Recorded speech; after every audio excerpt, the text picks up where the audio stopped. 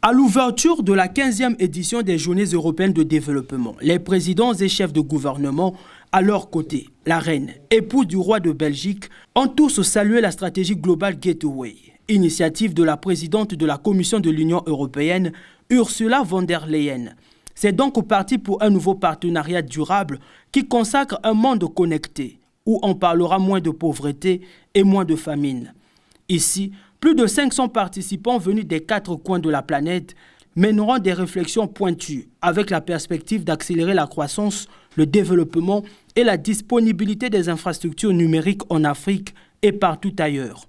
Tout un paquet d'investissements est prévu. Global Gateway, nous l'offrons au monde. Ce sont des investissements massifs qui visent à mobiliser 300 milliards d'euros d'ici 2027.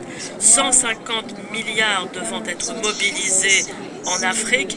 Et c'est donc une stratégie qui a l'ampleur suffisante pour faire la différence. Global Gateway, en gros, renvoie à l'idée de construire un projet de paix, de prospérité et de stabilité sans exclusion des États.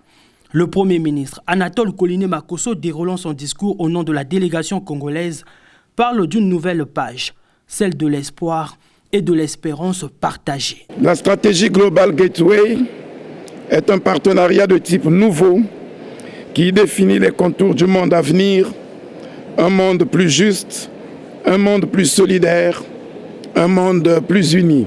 Cette ambition répond d'une part à la vision que le Congo a toujours eue de la coopération internationale et d'autre part aux objectifs stratégiques du projet de société de son Excellence Monsieur le Président Denis Sassou Nguesso intitulé « Ensemble poursuivons la marche » et formalisé dans notre plan national de développement 2022-2026 avec ses 6 axes prioritaires que sont l'agriculture, le numérique, le tourisme, l'immobilier, l'industrie et les zones économiques spéciales. Des débats de haut niveau se déroulent toute la journée en panel. Climat, transport, santé, éducation, technologie et recherche sont les champs de discussion. En marge des travaux, le chef du gouvernement a eu une réunion bilatérale avec Jutta Urpilainen, commissaire européenne aux partenariats internationaux.